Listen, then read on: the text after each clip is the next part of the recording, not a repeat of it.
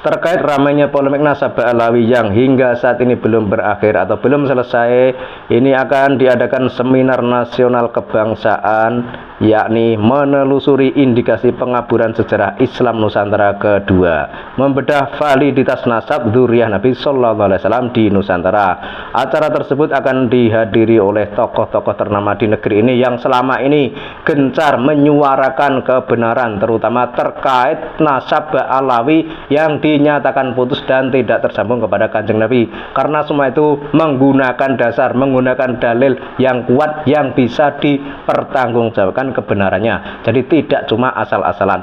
Jadi acara tersebut itu adalah sebuah seminar yang akan diadakan di Padepokan Dakwah Sunan Kalijogo dengan Ketua KHR Syarif Rahmat. Kemudian tokoh-tokoh yang hadir adalah Gus Wat Pleret, kemudian Dr. Sugeng Sugiharto, kemudian KRT Wirahadiningrat, kemudian ada juga Dr. Anhar Gonggong, kemudian ada juga Tubagus Nur Fadil Al-Bantani atau Tubagus Mogi, kemudian ada juga Sayyid Qori Al-Qusaisi, kemudian ada juga Kiai Imaduddin Usman Al-Bantani, ada juga Sandi Safiandi, kemudian ada juga Yudi Nugroho.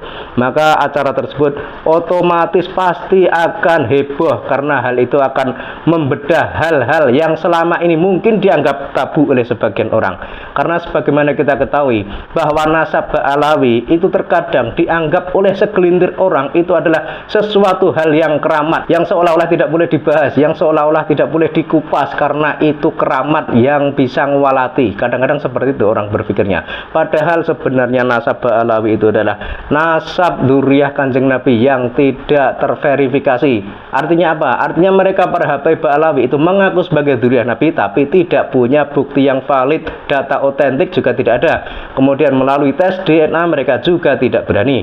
Kemudian bisa disimpulkan bahwa kajian ilmiah Kiai Imaduddin Usman Al-Bantani itu adalah benar, karena hingga saat ini pihak Alawi atau pihak para habaib dari Yaman itu tidak bisa membantah kajian ilmiah Kiai Imaduddin Usman Al-Bantani. Kemudian yang kedua, pihaknya Kiai Imaduddin, yakni mereka para dzurriyyah Wali Songo itu sudah melakukan tes DNA dan ternyata hasilnya itu nyambungnya ke Kanjeng Nabi. Sementara kalau pihak Alawi, beberapa orang oknum habib itu katanya juga sudah tes DNA, namun katanya itu nyambungnya bukan ke Kanjeng Nabi tapi justru ke Yahudi. Ini adalah sebuah fakta yang mencengangkan, yang selama ini orang-orang mungkin bungkam tidak mau membahas tentang nasabah Alawi. Tapi di sini di acara seminar nanti itu bukan fokus ke Alawi, tapi justru meluruskan sejarah kebangsaan yang selama ini mungkin digeser atau diklaim oleh pihak Alawi, yang seolah-olah mereka para Alawi itu punya peran besar, punya jasa besar di negeri ini. Tapi faktanya itu tidak ada. Jadi semua itu dalam rangka meluruskan sejarah, mengembalikan jati diri orang-orang pribumi Nusantara agar bangga dengan leluhurnya, agar bangga dengan bangsanya dan tidak mudah tertipu dan terbohongi oleh kelompok-kelompok imigran yang nyata-nyata datang ke Nusantara karena didatangkan oleh Belanda.